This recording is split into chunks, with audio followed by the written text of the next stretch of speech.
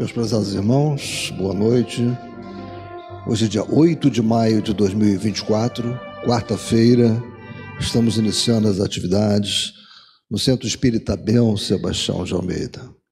Como sempre fazemos, rogando a Deus, nosso Pai de infinito amor e bondade, a Jesus, nosso querido e amoroso Mestre, amigo incondicional de nossas almas, e a Maria de Nazaré, nossa Mãe Santíssima, rogando que nos envolvam, que nos protejam, que essa atmosfera fluídica, que a nossa psicosfera esteja preparada para todos os trabalhos que se desenvolverão na noite de hoje. Que as nossas palavras, como sempre, sejam de agradecimento pela oportunidade de estarmos aqui, pelo acolhimento que recebemos desta zelosa comissão espiritual que atua na casa de Abel Sebastião de Almeida. Então, muito agradecidos que estamos. Bem, meus irmãos, antes de nós lermos uma página do Evangelho segundo o Espiritismo, eu gostaria de dar uma ótima notícia para vocês, algo que vem sendo falado, né? Lembram do nosso boletim, um boletim informativo, que eu venho falando, olha, está caminhando para ser a revista espírita do SEASA. Então, olha aqui, nós agora temos aqui o protótipo, né, que é o primeiro volume da nossa revista, a Revista Espírita, que aparece aqui uma foto da nossa casa, do fundador da nossa casa, o Dr. Cilo Gomes Valente, de Kardec, não poderia deixar de ser, né, deste salão onde vocês se encontram, né, e aqui também fotos, né, bem históricas da nossa casa, né, e o conteúdo é o mesmo que vocês estão acostumados a receber do nosso boletim, um papel muito bom, e teremos sempre, a cada mês, a partir deste mês, 2 volumes disponibilizados na biblioteca. Nós agradecemos aqui, principalmente pela formatação desta revista, como ela está, né? Tem muitos colaboradores para que a revista aconteça. O boletim informativo já existia, mas nesta formatação que está aqui, nós agradecemos especialmente ao nosso irmão Alcírio, ao nosso irmão Gilberto, que está lá no controle da Web SEASA, né? Permitindo a transmissão para todos, mas eles é que tiveram essa ideia, eles é que montaram assim esta capa bonita e eles possibilitaram essa primeira impressão num papel de excelente qualidade. Então, a partir deste mês, já teremos 2 volumes sempre disponibilizados na biblioteca do SEASA e todos os participantes do SEASA, todos aqueles que se cadastraram, lembram que nós pedimos várias vezes, se cadastrem, coloquem o e-mail no site do SEASA, todos que fizeram isso vão receber no final do mês ou logo no início do mês seguinte esta revista aqui, no formato eletrônico. Atualmente nós estamos mandando para os grupos, né? Os grupos sociais da casa, mas desta vez, mesmo aqueles que não estão nos grupos sociais, eles também irão receber. Então, isso aí é um tento, né, da nossa casa, acho que é um ganho muito grande de visibilidade para a nossa casa, mais do que merecido. Então, fica aqui o nosso agradecimento aos nossos irmãos que atuaram nisso, né? Agradecemos também, como sempre, ao Mauro, que atua com o boletim informativo já há muito tempo, garante, né, que nós recebamos esse boletim todo mês, ou seja, tem muitos trabalhadores. Então, meus irmãos, era isso que eu queria falar para vocês, é uma excelente notícia, e gostaria de pedir à nossa irmã Marisa que faça a leitura da página do Evangelho.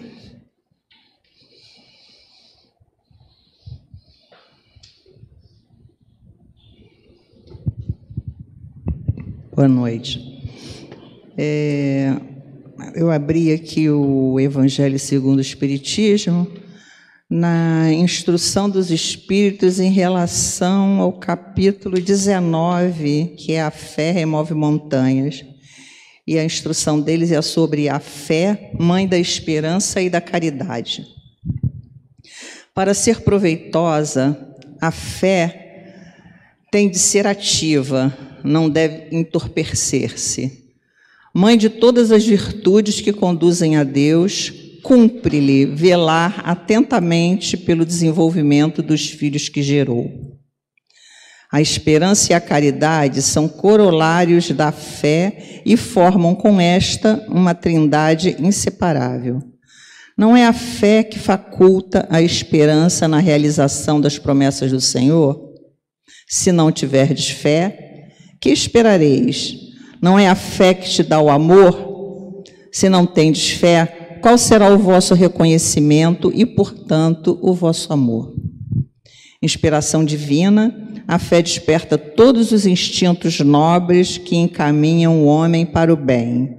É a base da regeneração. Preciso é, pois, que essa fé seja forte e durável, porquanto, se a mais ligeira dúvida a abalar, que será do edifício que sobre ela construirdes? Levantai, conseguintemente, esse edifício sobre alicerces inamovíveis. Seja mais forte a vossa fé do que os sofismas e as zombarias dos incrédulos, visto que a fé que não afronta o ridículo dos homens não é a fé verdadeira. A fé sincera é empolgante e contagiosa. Comunica-se aos que não na tinham ou mesmo não desejariam tê-la. Encontra palavras persuasivas que vão à alma, ao passo que a fé aparente usa de palavras sonoras que deixam frio e indiferente quem as escuta. Pregai pelo exemplo da vossa fé, para a incutirdes nos homens. Pregai pelo exemplo das vossas obras, para lhes demonstrardes o merecimento da fé. Pregai pela vossa esperança firme, para lhes dardes a fé, para dardes a ver a confiança que fortifica e põe a criatura em condições de enfrentar todas as vicissitudes da vida. Tende, pois, a fé, com o que ela contém de belo e de bom, com a sua pureza, com a sua racionalidade. Não admitais a fé sem comprovação, cega da cegueira. Amai a Deus, mas sabendo por que o amais. Crede nas suas promessas, mas sabendo por que acreditais nelas. Segui os nossos conselhos, mas compenetrados do fim que vos apontamos e dos meios que vos trazemos para o atingirdes. Crede e esperai sem desfalecimento. Os milagres são obras da fé. José, Espírito Protetor, Bordeaux, 1862. Muita fé para todos nós, né? Bom estudo.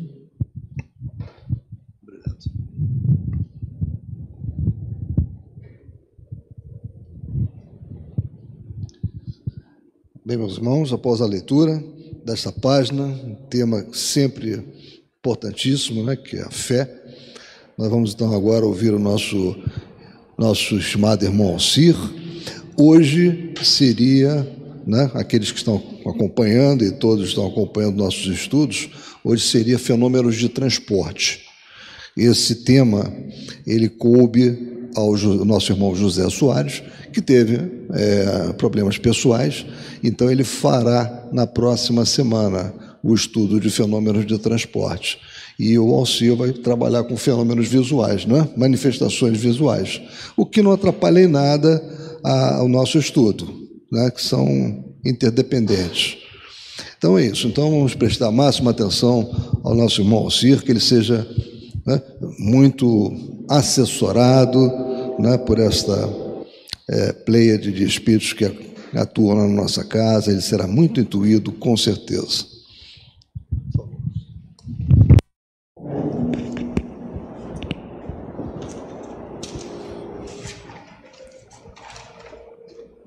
Boa noite. Que Jesus, o nosso amigo, amado Mestre, nos ampare e sustente na noite de hoje. Esse tema aqui é da nosso site, né? Tem um aviso no nosso site, quando vocês abrirem o nosso site, e o QR Code vai ajudar a você acessar o canal do SEASA no YouTube, onde você tem todas as palestras, né? Hoje nós temos um acervo de palestras de quase 5 anos guardada, né? Armazenada, quer dizer, às vezes a gente tinha palestras maravilhosas no passado no centro e ficava assim, puxa, teve uma palestra muito boa, alguém lembrava, né, daquela palestra, mas e agora não, agora o SEASA tem um acervo de todas as palestras e você pode acessá-las a qualquer momento, né? Então, no momento que você está de lazer, relaxando, né, diante de tanta coisa horrorosa que a televisão apresenta, você liga o SEASA e assiste uma palestra engrandecedora do Centro Espírita. Então está lá, está no site, fica à disposição de vocês. Hoje nós vamos falar sobre manifestações visuais. Eu fiz uma síntese, o tema é bastante longo e a gente tem que entender que Kardec, quando escreve o livro dos médiuns, ele escreve para uma grande população que não espírita, né? Naquela época, poucos eram espíritas. Então, ele começa a orientar o povo como um todo, né? O público em geral. E ele começa a dar conceitos básicos. Então, aqueles conceitos que são óbvios para nós, estudiosos da doutrina espírita, eu atalhei. Aqueles que dão oportunidade de um debate e um esclarecimento maior, eu enfatizei. Então, tentei compor um estudo desse capítulo. Ele é o capítulo 6, vai de 100, o item 100 ao item 103, e ele, no item 100, ele faz 30 perguntas, né, sobre aparições visuais, e faz um ensaio teórico sobre isso, mas aí ele vai no detalhe, daquele detalhe do curioso que não sabe nada sobre doutrina espírita, então esse detalhe eu pulei, né? Então ele está falando logo no início, no item 100, que é o primeiro item desse capítulo, fala sobre aparições, né? De todas as manifestações espíritas, as mais interessantes são, sem dúvidas, aquelas pelas quais o espírito pode se tornar visíveis. E aí a gente vai tratar as diferenças entre essa visibilidade. Pode-se ver, pela explicação desse fenômeno, que ele não é mais sobrenatural que os outros. Fenômeno normal da vida, do cotidiano nosso, mediúnico, um fenômeno mediúnico. E aí ele começa com as perguntas que ele propõe aos espíritos para esclarecer esse aspecto das aparições, né? E ele trabalha as respostas. Os espíritos podem se tornar visíveis? Sim, isso a gente sabe, né? Sobretudo durante o sono. E aí tem um detalhe importante, que é uma novidade para eles espectadores, né, leitores de Kardec na época. Entretanto, algumas das pessoas os veem também durante a vigília, mas é raro. Então, essa resposta contextualizada para o dia de hoje, é claro que no sono a gente convive com outros espíritos, né, encarnados e desencarnados, sempre. Tem momentos, claro, por que a gente acorda às vezes, e aí fazendo uma digressão sobre o sono, meio confuso, porque a gente mistura aquelas experiências de contato com lembranças de encarnações passadas, com acessos à memória recente, então a gente faz um caldo, quando acorda, está aquela confusão na cabeça. Mas, na verdade, o que nós fazemos na emancipação da alma, né? E Kardec aqui vai esclarecer, toda vez que nós nos afastamos do corpo físico, nós nos distanciamos da matéria, mudamos de padrão vibratório, sem essa influência do corpo carnal, nós começamos a ter acessos a informações maiores, no sono principalmente, né? No sonambulismo, em todos esses estados diferenciados de consciência em que nós nos desprendemos do corpo físico, nos emancipamos e aí convivemos, né, com todos os espíritos. Então, isso parece óbvio para a gente, mas não era óbvio naquela época, até porque o sono naquela ocasião tinha interpretações fantásticas, né? E não é o objeto. Então, eu falo sobre a emancipação do sono. E é uma nota de Kardec. Enquanto o corpo repousa, o espírito se livra dos liames materiais. É mais livre e pode mais facilmente ver os outros espíritos, com os quais entra em comunicação. O sonho é a lembrança desse estado. Quer dizer, o sonho é uma amálgama de muitas coisas, né? Quando não se lembra de nada, diz que não sonhou, mas a alma viu e gozou sua liberdade. Quer dizer, na verdade, nós sonhamos sempre, e nem sempre a gente é capaz de registrar no consciente aquilo que sonhamos e termos acesso àquela informação. Aqui trataremos especialmente nas aparições no estado de vigília. Então ele quer tratar, já que o sono é uma realidade e está definido, é ponto, no sono pela emancipação da alma, né? Nós nos desprendemos do corpo físico, nós entramos em contato com os espíritos. Vamos ver quando consciente, nos estados de vigília. Quem pode se manifestar? Kardec começa a questionar isso. Os espíritos que se manifestam pela visão pertencem mais a uma classe que a outra? Não. Podem pertencer a todas as classes, das mais elevadas às mais inferiores. E o que vai definir esse grau de sintonia? Nós, né? Porque quem sintoniza o rádio somos nós. Então, em função dos padrões vibratórios mentais que nós estabelecemos, nós atraímos espíritos, né, de um ou outro, né? Aquele torcedor de futebol mais fanático, quando está numa discussão ferrenha, né? O futebol gera discussões bastante acaloradas, naquele momento o estado vibratório é bastante material. Que espíritos se aproximariam desses debatedores naquele momento? Espíritos afins, né? Principalmente aqueles que gostam ainda de futebol. Então você vai ver, espírito desencarnado que ainda gosta de futebol não deve ser grande coisa. Então nós atraímos a quem sintoniza conosco. É permitido a todos os espíritos se manifestarem visivelmente? Todos o podem, mas nem sempre têm permissão ou vontade de fazê-lo. Manifestação é uma conjunção de desejo de fazer, objetivo de fazer e condição de fazer, né? Você depende de um médium, você depende de uma série de fatores, então não é uma coisa deliberada que possa se fazer de qualquer momento. Qual é o objetivo dos espíritos que se manifestam visivelmente? Isso depende segundo a sua natureza. O objetivo pode ser bom ou mau. Isso é basicamente óbvio, né? Espíritos superiores, se porventura se manifestam visivelmente, têm objetivos bons, nobres. Espíritos mais ligados à matéria têm objetivos corriqueiros, né? Leviano. Visão diencefálica. Aí eu fui voltar lá no passado para a gente começar a caracterizar algumas coisas sobre visibilidade, né? Em Diversidade de Carismas, capítulo 8, quando Hermínio trata sobre clarividência, ele nos dá o seguinte fenômeno. O fenômeno que estamos aqui designando pela expressão de janela psíquica, né? Que é o médium começa a ter uma visão, né? Como se fosse uma TV, uma janela, e ele começa a ver desenrolar. Ele enxerga pelos olhos físicos e vê uma cena espiritual. Ele chama isso de janela psíquica, não sei se vocês vão lembrar. Se caracteriza, portanto, por uma dupla visão. Daí chamar a clarividência de dupla visão, né? Porque você está tendo a visão do dia a dia, material, e está tendo uma janela psíquica com uma visão espiritual. No sentido de que o sistema visual comum dos olhos físicos contempla o ambiente físico, enquanto a visão interna ou psíquica observa uma cena ou quadro situado no que costumamos chamar de outra dimensão.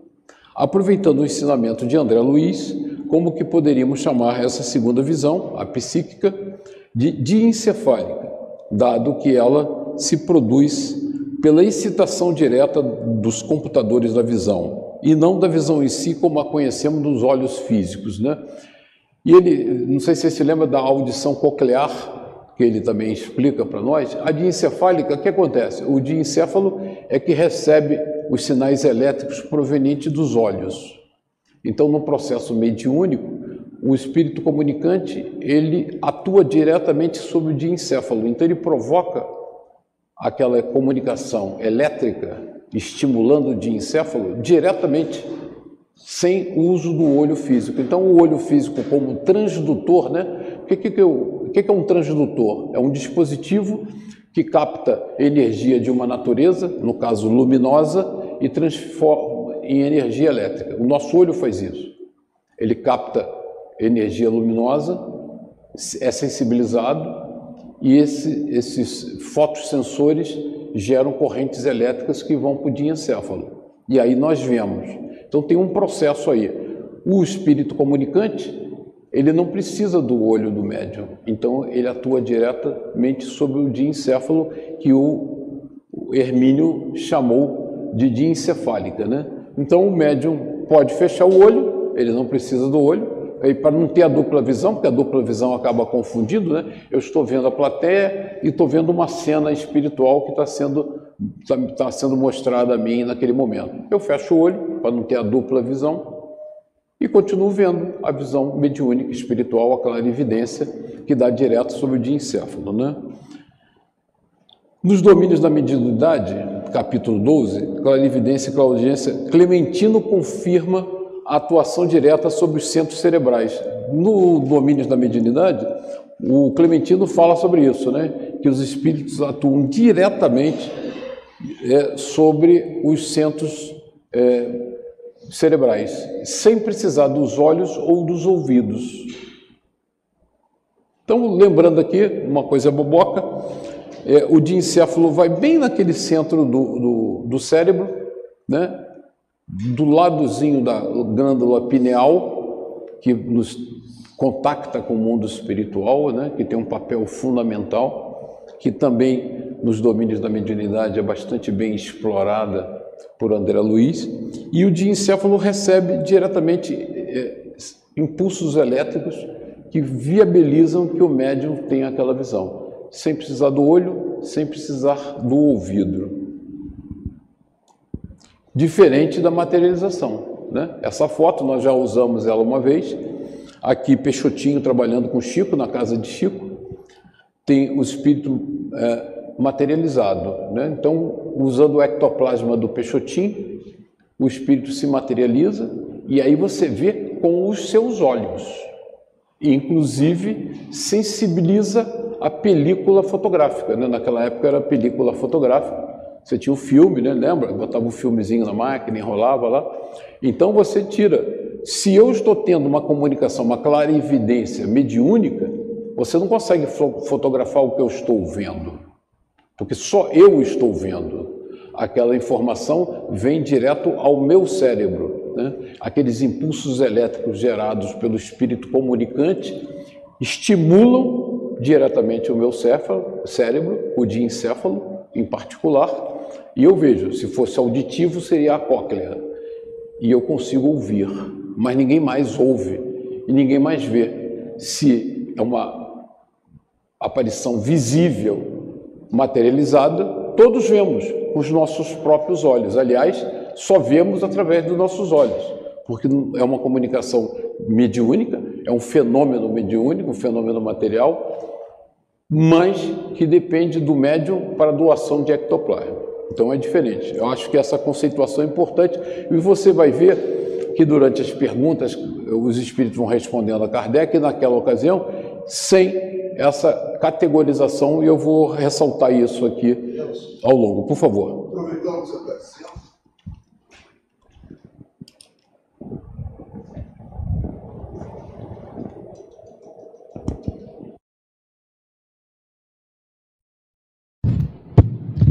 Aproveitando o que você está dizendo, os sentidos são meros canais de comunicação com a mente, né? O que importa é a mente, não é? Na verdade, né, usando uma linguagem que a gente usa o tempo todo em eletrônica, você usa a vida toda isso, né? Quando você monta uma máquina, você monta um robô, você tem isso, você tem um transdutor. O que é um transdutor? É um dispositivo que vai transformar energias. Então, por exemplo, eu quero fazer que o robô saiba andar nessa sala. Então, ele olha, ele vê, ele sensibiliza circuitos elétricos que mandam impulsos para a CPU, que faz ele andar por aí. Exatamente como nós fazemos, né? O olho é um transdutor, ele recebe energia luminosa, transforma em energia elétrica que vai para o nosso cérebro e o nosso cérebro processa e nós agimos. É exatamente, inclusive quando nós criamos máquinas e equipamentos, nós reproduzimos esse fenômeno espiritual, né? Da maravilha da criação divina. Alguma coisa recebe uma informação luminosa, por exemplo, transforma em circuitos elétricos, vai para a CPU, que processa aquela informação e toma decisões, e o robozinho anda. Aí diz, puxa vida, que coisa genial, copiou a criação divina. Como essa permissão pode ser dada quando o objetivo é mau, né? Quer dizer, Kardec está questionando o problema ético, né? Se um espírito tem uma má intenção, como é permitido que ele se torne visível, né? É para experimentar aqueles às quais aparecem. A intenção do espírito pode ser má, porém o resultado pode ser bom. Na verdade, isso está regulado pelas leis divinas, né? E nesse caso, de sintonia. Se você sintoniza mal a sua rádio, né? Eu gosto de usar o exemplo da rádio, porque você vai lá no botãozinho e troca de estação. A gente sabe que tem estação que tocam músicas boas e tem estações que tocam músicas intoleráveis. A gente põe o botãozinho aonde quer. Na mente é a mesma coisa. A gente não tem tanto controle sobre a nossa mente, infelizmente.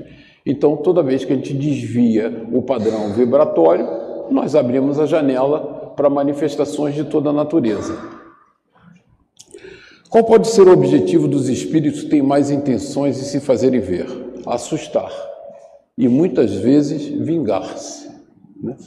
A aparição, e a gente vai explorar isso um pouco, tem uma crendice, né, no popular, no imaginário popular, que leva a gente se apavorar, porque a gente cria imagens fantásticas, né? Então, quando a gente vê aquela imagem, um espírito zombeteiro se usa dessas imagens que estão incutidas na cultura da nossa vida, na nossa mente, e nos assustam. Qual é o objetivo dos espíritos que vêm com boa intenção? Consolar as pessoas que os lamentam, provar que existem, que estão perto, dar conselhos e algumas vezes reclamar assistência para si mesmo. Pois não, peraí, Dionísio, por favor.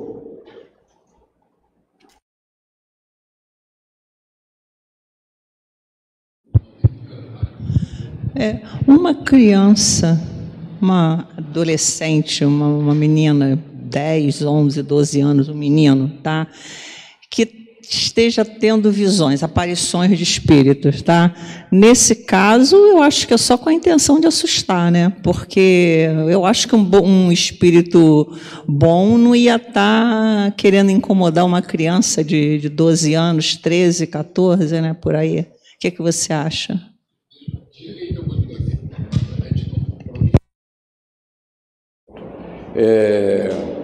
Sim, em parte.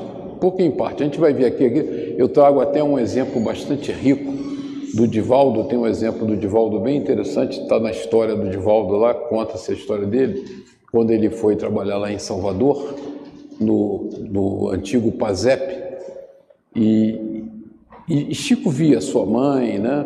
E vários espíritos vêm. Aí tem uma combinação, né? Você é médium bastante já desenvolvido, todos somos médios, em graus diferentes de desenvolvimento. Então, nós temos uma sensibilidade maior para perceber coisas.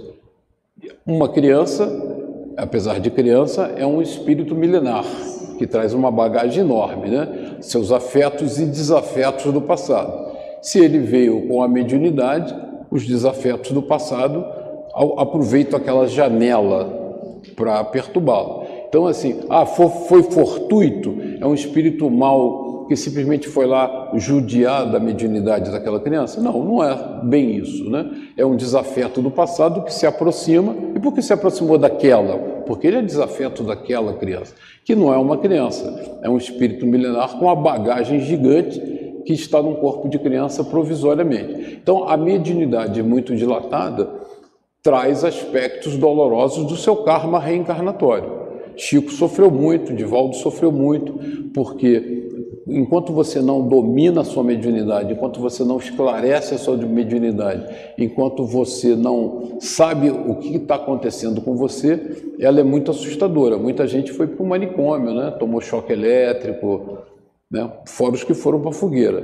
Então, é zombeteiro? Sim, também. Mas a gente nunca pode olhar uma criança como uma criança, do ponto de vista mediúnico, né? É um espírito milenar que reencarnou com aquela aptidão e vai ressarcir, e faz parte daquela vivência esse sofrimento dos seus desafetos do passado. Não tem jeito. É sofrimento. Passa para ela, passa para ela.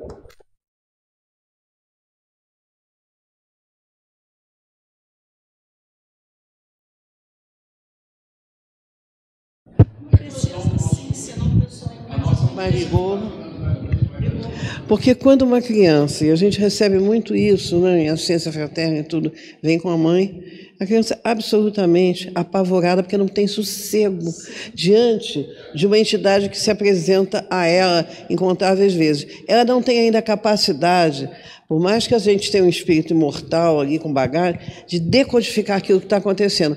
E eu vejo que o objetivo, e muitas vezes eu vi isso, era realmente assustar essa criança, gerando uma série de transtornos grandes. Tanto que no trabalho psicoterapeuta mandavam, e eu vi uma cena muito interessante do menino que vinha aqui, desenha quem você está vendo. E quando ele desenhou, ele me trouxe os desenhos, era uma coisa que ele via assustadora, porque era um homem. Agora, eu nunca vi um grau de malignidade tão grande no olhar. Em todas as imagens, ele repetia esse olhar, entendeu? Que era uma coisa muito difícil. Ele trazia aquilo, e foi como ele começou a aliviar. Você sabe que isso é uma técnica que até a doutora Anise da Silveira utilizou muito.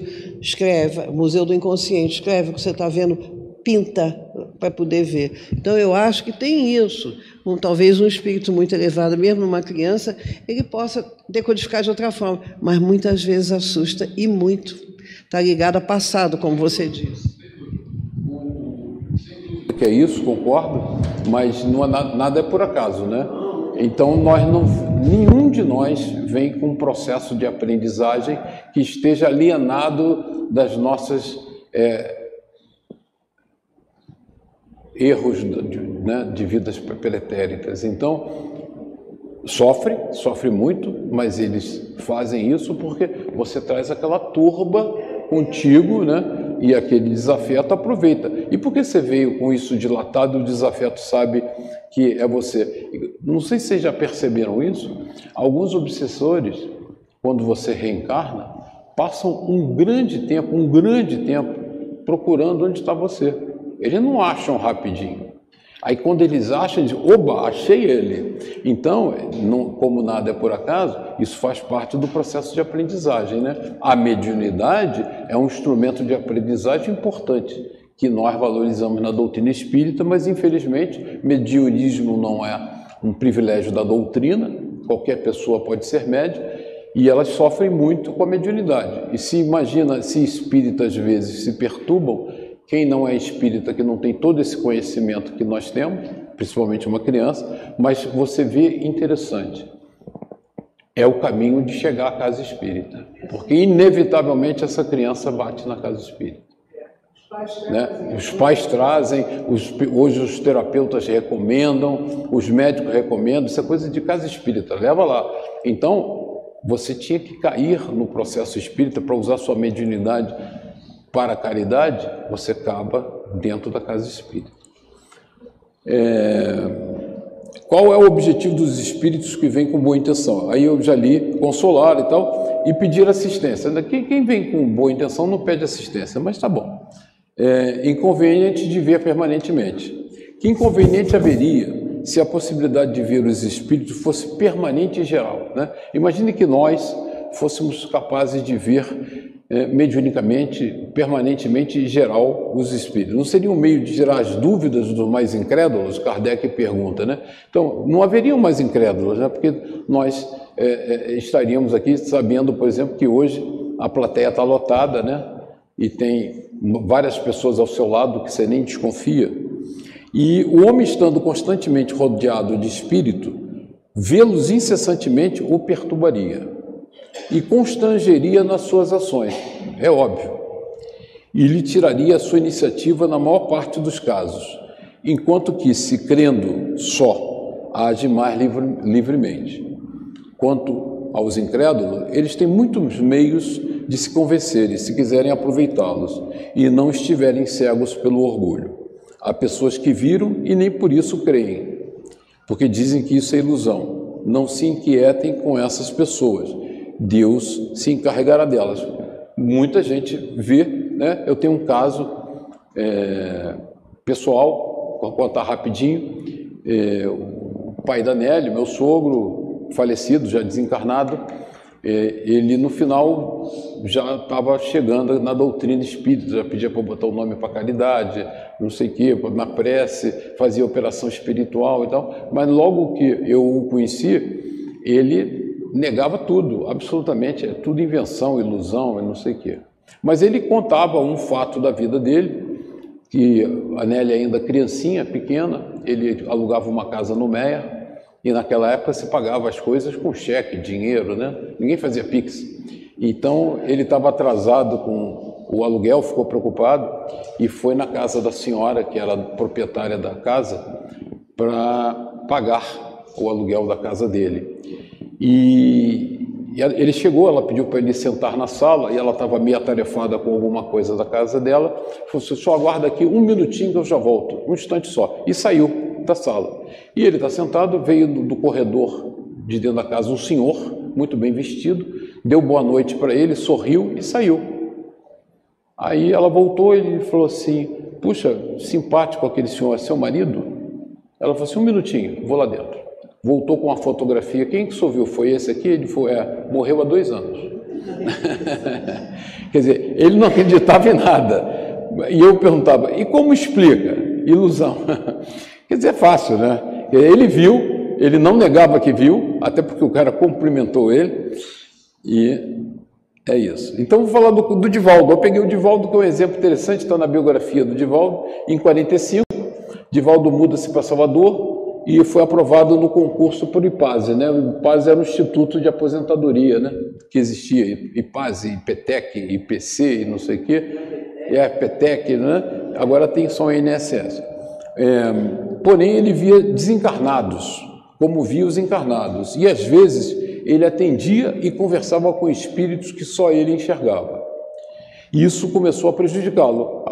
Não só perturba, Divaldo confessa que nunca dirigiu porque ele tinha um pavor de matar alguém, porque ele nunca sabia quem era encarnado, quem era desencarnado na rua.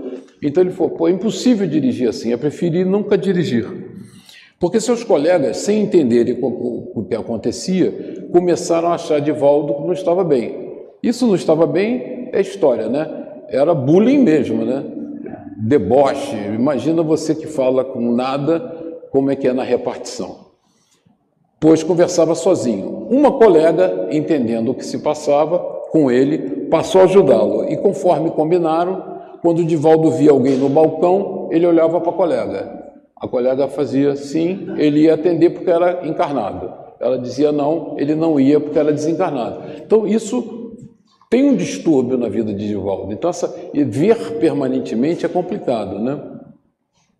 Kardec comenta na nota aí dessa pergunta: haveria tanto inconveniente em se ver constantemente em presença de espíritos, como ver o ar que nos rodeia, no qual milhares de animais microscópios pululam em torno e sobre nós. Daí devemos concluir que o que Deus faz está bem feito e que Ele sabe melhor nós é o que nos convém. Isso existe hoje, a gente que domina, né, a microbiologia, nós temos bilhões de seres vivendo na nossa pele, no nosso... E a gente não vê, graças a Deus, né? Porque você visse aquele monte de bicho ali comendo, né? Comendo células epiteliais mortas. Essa coisa que constantemente a presença dos espíritos, né? É o que a psiquiatria cataloga, e isso é gravíssimo, o inconsciente solto. Você não... E isso enlouquece, porque, na verdade, é de um cansaço absoluto. Então, as coisas são bem feitas no sentido de direcionar, a gente pode ver, mas isso é o famoso inconsciente solto. E isso se traduz em loucura, muitas vezes, coitado, que aqui é uma prova violentíssima, até que você consiga disciplinar isso. A Casa Espírita existe para isso, né? E como ajudar? Exatamente. Isso é um distúrbio gravíssimo, como a Gesilda leva à loucura. Muitos são então, e quem nos resgata disso? A doutrina espírita, porque a gente passa a entender essa fenomenologia e aí consegue tratar com ela. Ainda mais que, voltando à pergunta 459, que é uma pergunta maravilhosa do Livro dos Espíritos, que é a intervenção dos espíritos no mundo corporal, Kardec pergunta, 459, influem os espíritos em nossos pensamentos e em nossos atos? Muito mais do que imaginais. Influem a tal ponto que de ordinário são eles que vos dirigem. Depois que você sabe disso e começa a ver toda hora espíritos na sua casa, na sua sala, na sua cozinha, sentado do seu lado, aí você perdeu a paz, né? A gente tem a benesse da ignorância. Nós ignoramos, logo temos aquela tranquilidade, né? Mas como sabemos que eles nos influenciam o pensamento o tempo todo e estão ali do nosso lado, eles não precisam nem se manifestar, né? Porque eles já dominam o nosso pensamento. Nós temos que estar, é o famoso vigiar e orar, porque nós temos que estar atento, e é o problema da sintonia, são os mecanismos divinos que nos levam, né? Prova da vida eterna. Se a visão de espíritos tem inconvenientes, por que é permitida em certos casos? Para dar uma prova que nem tudo morre com o corpo e que a alma conserva sua individualidade após a morte. Essa visão passageira é suficiente para dar essa prova e atestar a presença de amigos perto de você, mas não tem o inconveniente da permanência, né? Eu tenho um pouco de dúvida da crendice, né? Depois de tanta prova que a gente tem gente que acredita que o mundo é plano, né? E tem, bota na internet, defende, tem debate, tem seminário sobre terra plana, então eu fico boquiaberto, né? Porque as pessoas tendem a acreditar no que querem acreditar, qualquer besterol. Então não é ver espírito que vai fazer você acreditar em vida eterna. Eu acho que acreditar em vida eterna é acreditar na justiça divina, acreditar em reencarnação é ter certeza que Deus não nos desampara nunca, nos perdoa 70 vezes 7, é muito mais filosófico do que prático. Ninguém começa a ter essas certezas sobre reencarnação, sobre vida eterna, a partir de evidência, porque evidências acontecem, senão o mundo seria uma maravilha, porque videntes existem desde as pitonisas, no mais antigo processo da história, né? Kardec foi um druida, os druidas eram videntes, e no entanto, a humanidade é o que é, anda sem vontade, com passos de formiga, né? Nos mundos mais avançados que o nosso, a visão de espíritos é mais frequente, nem precisa a gente ler a resposta, a gente sabe. Se no sono a gente já tem contato com a espiritualidade, quanto mais, né, nós estamos evoluídos, quanto mais estamos afastados da matéria, então o processo de conviver e ver os nossos amigos espirituais é função do nosso desprendimento, né? Esses estados alterados de consciência que a gente consegue ver, consegue conviver, consegue conversar. Fazemos isso todo dia, um exercício bacana no sono, mas fazemos diversas vezes, né? Quando a gente está naquele limiar de dormir, né? Naquela madorna, assim que vai quase dormindo, que a gente começa aquele processo de desprendimento, você tem uma série de experiências importantes, informações interessantes, e no dia a dia, né? Então, toda vez que a gente se afasta um pouquinho da matéria, nós temos essa capacidade. É racional se assustar com aparições de um espírito? Aí depende, né? Aquele que reflete deve compreender que um espírito, seja qual for, é mesmo menos perigoso que um vivo.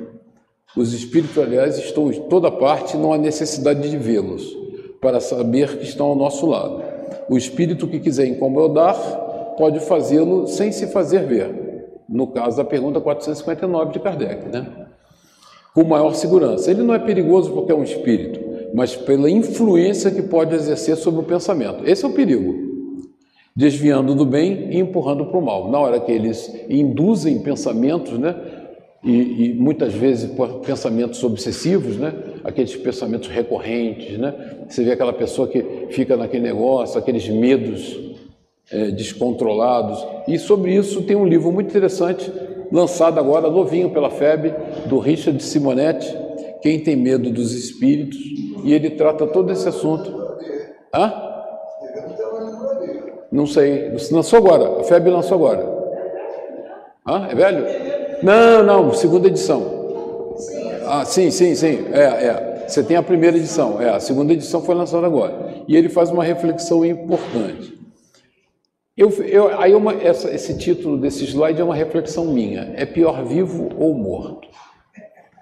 As pessoas que têm medo da solidão e do escuro raramente se dão conta da causa do seu pavor, né? Quem tem medo do escuro não sabe dizer por que tem medo do escuro, né? Aliás, os medos são inexplicáveis.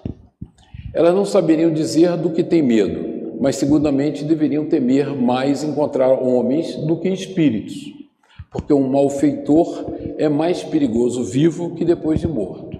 E eu botei em grifo, porque eu tenho uma teoria, uma tese minha, que é a seguinte: nós somos espíritas, por um princípio cristão, contra a pena de morte. Indubitável, né? Não tem nenhuma dúvida. Mas eu diria que por uma questão de inteligência, nós espíritas temos que ser contra a pena de morte, porque um malfeitor encarnado, ele é muito menos perigoso, por incrível que pareça, que desencarnado. É o famoso morto de mal. Exatamente. Então, quando você pega um bandido, um facínora, um espírito, aí vamos analisar sobre a ótica espiritual, um espírito de baixo padrão vibratório, né, vingativo e tal. E você, por exemplo, como alguns países fazem, condena ele à morte e executa ele do outro lado, ele está muito mais revoltado do que ele era antes. Ele é um perigo. Ele é uma metralhadora giratória solta, com consciência de poderes que ele não tinha antes. Ele oba, agora que eles vão ver. Então, é muito melhor, não só por princípios cristãos de amor e caridade, mantê-lo encarnado e tentar uma experiência de regeneração, seja ela qual for, do que condenar a morte. A pena de morte é um tiro no pé, porque você pega um cara terrível, deixa ele mais revoltado ainda e deixa ele livre sem corpo físico. Tiro no pé. É um perigo. Essa informação é um malfeitor mais perigoso vivo que depois de morto, como falei, no contexto que Kardec escrevia o livro na época. Mas nós que lidamos com o conceito da vida eterna permanentemente e sabemos que a morte do corpo físico não representa nada, e se você tem um espírito de padrões morais bastante rasteiros e você mata ele, você ganhou um inimigo que você não controla mais. Você ganhou um inimigo que você não pode prender mais na cadeia, você não pode pôr na prisão, você não pode obrigar ele a ter diálogos sociais, não pode obrigar a nada. Ele está livre, leve, solto, pronto para aprontar o que quiser, quando quiser. Então, até do ponto de vista de pragmatismo e inteligência, nós devemos ser contra a pena de morte. Então, bandido bom é bandido vivo, porque assim ele tem chance de aprender, de se reformar, de se harmonizar com as leis divinas. Se você aplica a pena de morte, você deu um tiro no seu pé. Então, eu não concordo muito com essa frase. Uma senhora de nosso conhecimento... Eu entendi o seu ponto de vista, mas é preciso analisar que Kardec não estava analisando a pena de morte. Não, eu sei disso. Eu não vejo nenhum reparo ao fazer nesse texto, apesar de que você tenha o seu ponto de vista. Eu acho que Kardec aqui ele não analisou a questão pena de morte, ele analisou o seguinte, que não se... Não é? Mas ele diz, olha só, ele diz, um malfeitor é mais perigoso vivo que depois de morto. Eu acho um malfeitor morto mais perigoso que vivo. É isso que eu discordo. Não. Independente de contexto, eu peguei a frase. Você vê que eu isolei a frase. E não, eu fiz a digressão sobre pena de morte como genérica, né? Para mostrar como é importante. Um malfeitor vivo, ele é perigoso. Desencarnado é muito mais perigoso. Depende de como aconteceu o desencarne dele. Por isso que a gente não pode tirar desse contexto. Dionísio, eu vou me permitir discordar de você. Você tá acostumado com contraditório, né? Você está acostumado com contraditório, né? Ele está acostumado com contraditório. Seguinte, quando nós temos um espírito encarnado, qualquer espírito encarnado, que tem um padrão, um viés moral de vingança, de rancor, de ódio e tal, ele tem as limitações da matéria. Ele provoca muitos danos, ele machuca as pessoas fisicamente, ele é inconveniente. Mas se ele sai dessa vida sem aprender nada e desencarnado, ele se torna um trabalhador do umbral.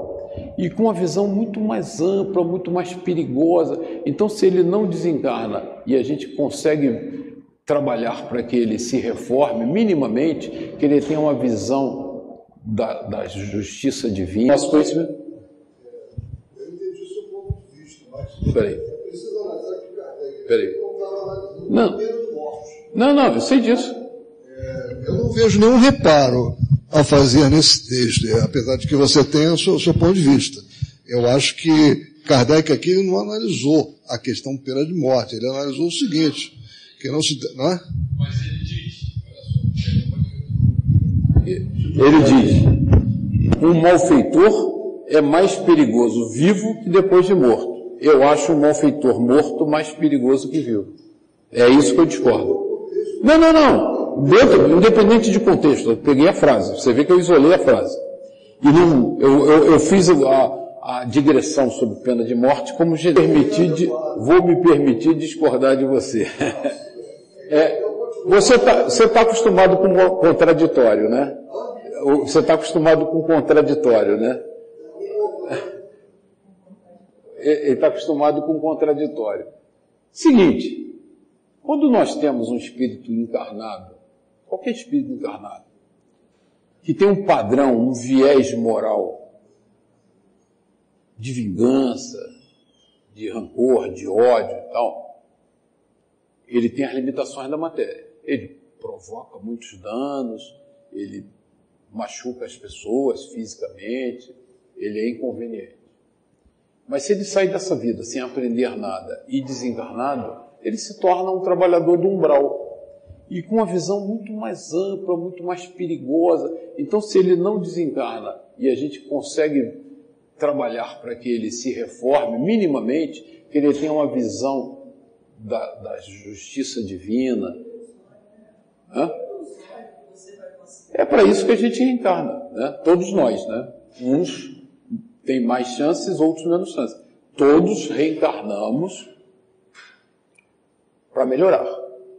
Né? A gente reencarnação não é punição. Reencarnação é chance de aprendizagem. É uma escola. Os mais rebeldes são os mais preparadinhos. Viemos aqui por quê? Deus mandou aqui. Lembra? Aconteceu na casa espírita. Eu vou fazer agora uma digressão grande, apesar do meu tempo estar voando. Aconteceu na casa espírita, né? O que o mentor dizia? O líder das trevas dizia: cuidado com essa conversa dos anjos, né? Ele chamava dos espíritos superiores, porque na verdade o que eles querem é te enganar para você reencarnar e sofrer.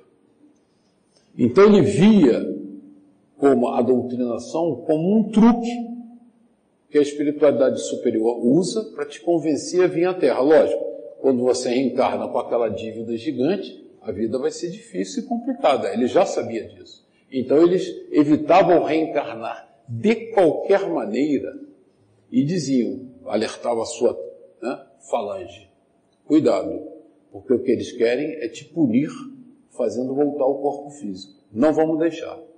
Então eles criam na cabeça uma impressão mental que reencarnar é punição. Lógico, se eu sou um espírito trevoso, quando reencarno não vai ser uma vidinha fácil, vai ser uma vida difícil. Mas é a oportunidade de transformação moral. Reencarnação é uma dádiva maravilhosa que Deus, na sua misericórdia infinita, nos deu para nós melhorar. Tem uns que não melhoram nada, infelizmente, e vão ser degradados, né? Falamos na encarnação passada sobre os exilados de capela. Segunda-feira, nosso palestrante Paulo Neto falou, talvez muitos de nós vão reencarnar num outro planeta qualquer por não ter conseguido dar os passos definitivos nessa caminhada. Mas todos têm chance, de qualquer nível, qualquer padrão vibratório. Vemos ao planeta com um único objetivo. É uma escola, é um exercício de aprendizagem para você dar um passo à frente, burilar moral e intelectualmente. Uns desperdiçam, infelizmente, né? Eu espero que a gente esteja no caminho de aproveitar muito. Deixa eu ver a hora, está lá. Faltam 6 minutos, vou ter que voar. A pessoa que vê um espírito pode conversar com ele? Pode, perfeitamente. É isso mesmo que se deve fazer, em casos semelhantes.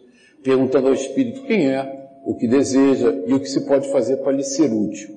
O espírito é infeliz e sofredor. A comiseração de que é testemunha o consola. Se é um espírito benfazejo, pode vir com a intenção de dar bons conselhos. É o que a gente faz na dialogação, né? Que é acolher. Quando você acolhe, o acolhimento já deixa a pessoa mais sensibilizada.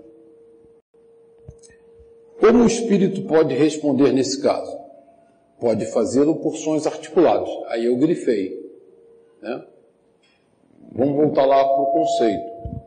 Para eu falar por sons articulados e você ouvir com o seu ouvido, eu tenho que plasmar um aparelho fonador.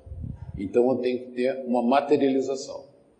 Por quê? Vocês me ouvem porque eu emito ondas mecânicas vibratórias geradas pela minha faringe e laringe.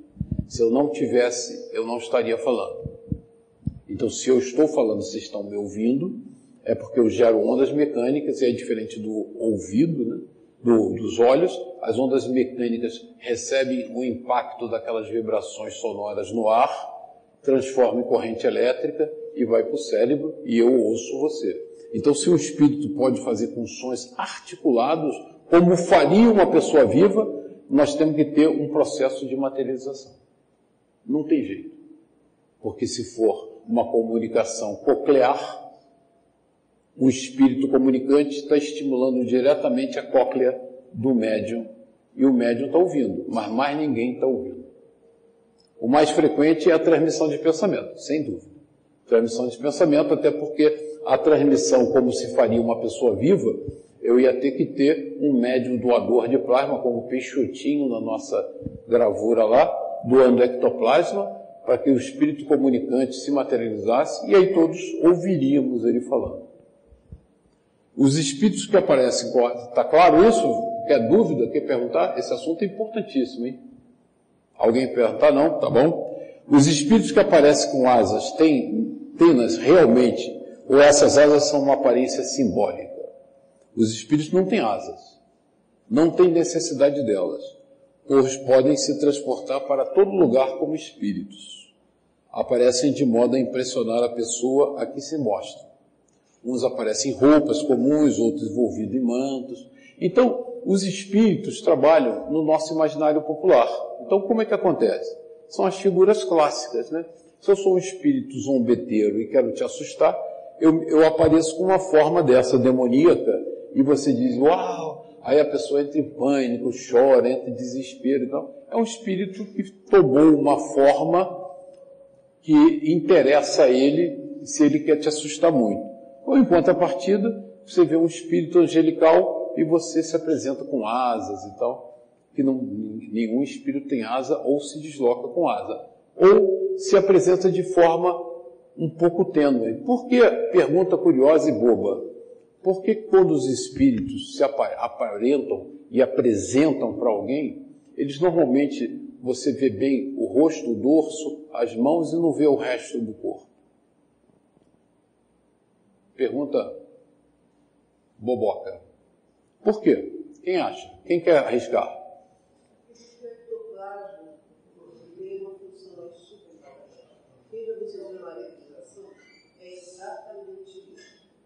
Dá um microfone para você, que ela está falando, é importantíssimo.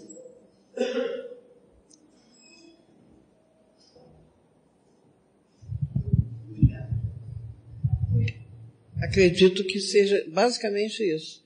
Essa cessão com C, da substância, exatamente, de ceder, substância fluídica. Às vezes, a quantidade, a abundância que vem, do médico que está na cabine gemendo, ela consegue fazer isso. Eu vi algumas muito interessantes, até de um monge do Tibete e tudo, no Cristo Consolador. E, na verdade, a partir de um determinado ponto, o caminhar era um farfalhar, não tinha mais. É muito interessante isso. E tem a ver com essa abundância de mostrar, mais ou menos hoje, mas a proporção que vai vindo aqui se torna mais tênue isso. Eu acho que é isso. Não sei.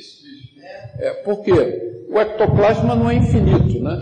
E o médium que está doando não tem uma capacidade de doar infinito.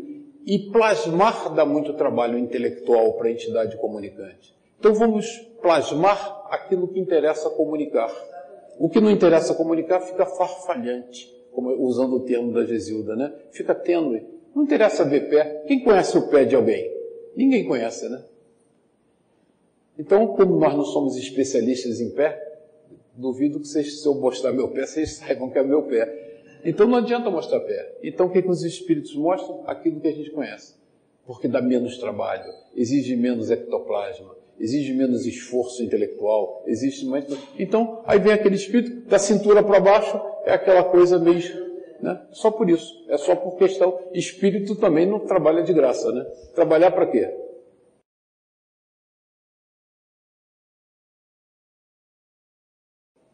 Acabou. As pessoas que vão... Deixa eu ver se tem... Tem bastante coisinha. Tem bastante coisa ainda. Eu acho que não vai dar para falar tudo hoje, não. Mas também não vai tomar pouquinho da semana que vem. Porque o final é bem bobo, é bem tranquilo. A parte mais importante nós estudamos.